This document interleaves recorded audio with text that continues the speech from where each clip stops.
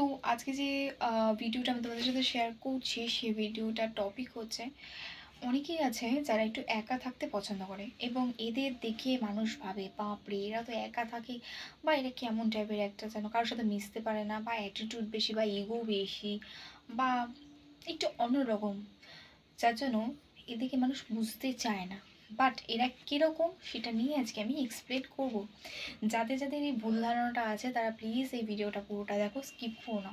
যারা একা থাকে তারা কীরকম ধরনের মানুষের, বা কেন তারা একা রয়েছে, বা তুমিও যদি হয়ে থাকো যে তুমি খুব একা থাকো, তাহলে কেন থাকো সে কারণটা আমি বলে দিচ্ছি। বা যদি তুমি দেখো যে কেউ একা থাকতে পছন্দ করে, তাহলে সে কেন একা থাকে সেইটা নিয়েই আজকে কিন্তু এক্সপ্লেন ভিডিও একটা বানাচ্ছি। তো প্লিজ ভিডিওটা পুরোটা দেখো, স্কিপ করো না। তো মানুষ একা কখন থাকে? আমরা সাধারণত জানি যখন আমাদের মন খুব খারাপ থাকে তখন আমরা বলি আমি একা থাকতে চাই, একটু আমাকে প্লিজ একা থাকতে দাও। দেখবে মানুষের যখন মন ভালো থাকে তখন মানুষ চারিদিকে সবার সঙ্গে থাকতে পছন্দ করে, সবার সাথে গল্প করতে ইচ্ছা করে, তাদের কথা বলতে ইচ্ছা করে, এবং তাদের হ্যাপি যে মুমেন্টগুলো আছে তারা শেয়ার করতে পছন্দ করে। কিন্তু যাদের মনে দুঃখ আছে, যারা আনহ্যাপি জীবনে, যাদের মধ্যে কোনো স্ট্রেস ডিপ্রেশন আছে, তারা কোনো কিছু নিয়ে কারোর সাথে শেয়ার করতে চায় না। বরং তারা যে মুহূর্তগুলো আগে কাটিয়ে এসছে, যেগুলো খুব মেমোরেবল ছিল, সেগুলো নিজে মনে করে আরও ডিপ্রেশনে চলে যায়। তাহলে আশা করি বুঝতে পারলে যে তারা কেন একা থাকে। এবার এটা নিয়ে বলবো যে এটা কেন হয়। আস্তে আস্তে এই প্রশ্নটা এখন 80% মানুষদের মধ্যে, কারণ এখন অনেকেই একা থাকে এবং বুঝতে পারে না যে তারা কেন নিজেরা একা রয়েছে বা একাটাকে পছন্দ করে।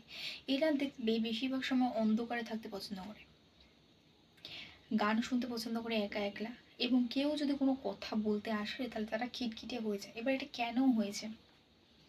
কারণ তাদের কোনো একটা জিনিস হারিয়ে গেছে। সেটা হতে পারে মানুষ, তাদের কোনো প্রিয় মানুষ তাদের জীবন থেকে হারিয়ে গেছে, যার জন্য তারা একা, এবং নিজেকে চাইছে আরও একা করে তুলতে এবং একাতেই কাটিয়ে দিতে।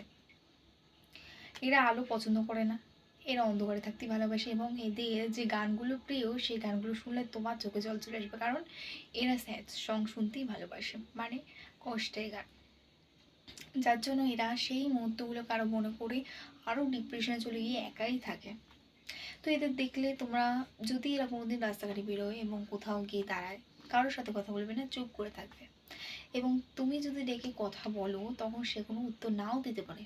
দ্যাটস ওয়াই তুমি ইমাজিন করে নেবে, ধরো তুমি তাদের কিছু জিজ্ঞেস করলে সে হয়তো ঠিকমতো উত্তরটা দিল না বা এড়িয়ে গেল কোশ্চেনটা, তখন তুমি বলবে যে এর মনে হয় মাথাটায় একটু প্রবলেম আছে, বা কিছু একটা হয়েছে, বা অ্যাটিটিউড বেশি, এরকম টাইপের একটা মন্তব্য করবে। বাট তুমি কিন্তু তার মনের কথাটা জানো না যে সে কেন এরকম করছে, বা জানার চেষ্টা করবে না।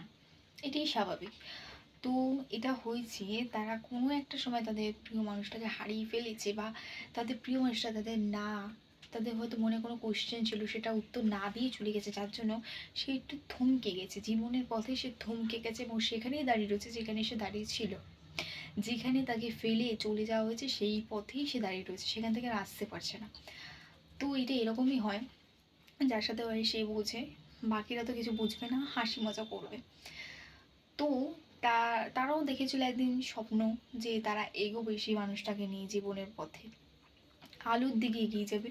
তারা চায়নি যে এই অন্ধকারটাকে বেছে নিতে, বাট বাধ্যতামূলক তাকে বেছে নিতে হয়েছে।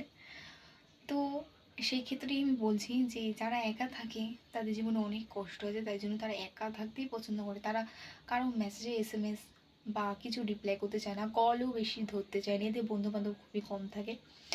আসলে এরা নিজেকে একা করে রাখতে পছন্দ করে এই কারণে, কারণ একবার তাদের বিশ্বাস ভেঙেছে। তারা ভাবে প্রত্যেকটা মানুষ যারা আসবে নতুন করে, তারা তাদের বিশ্বাস ভাঙবে, যার জন্য তারা নিজেকে একা লুকিয়ে রাখে অন্ধকারের মধ্যে, যাতে কেউ দেখতে না পায়, কেউ যাতে ডাক না দেয় একবারও। সেই কারণেই এরা একা থাকে। ডিপ্রেশন, স্ট্রেস খুব এদের, যেটা তুমি ভাব।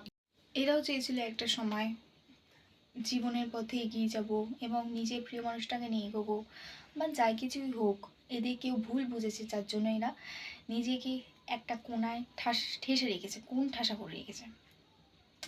তো আমি তাদের বলবো যারা একা থাকছো, প্লিজ তোমরা বেরিয়ে আসো সেই ডার্কনেস থেকে, সেই অন্ধকার থেকে বেরিয়ে আসো, এবং নিজেকে এমনভাবে গড়ে তোলো যাতে আফসোস করে, যে তোমাকে ছেড়ে গেছে, সেই জন্য আফসোস করে এবং নিজেকে একটা নতুন রূপে দেখো প্লিজ।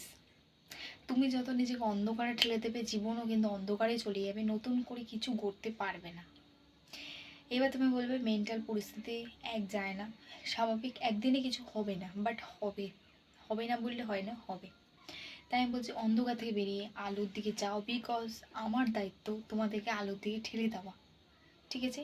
আমি অলওয়েজ তোমাদের মোটিভেট করি, তো এখন আমি তাই বলবো যে নিজেকে আলোর দিকে ঠেলে দাও, অন্ধকারে নিয়ে যেও না, আস্তে করে ওঠো, উঠে দাঁড়াও, ঠিক পারবে।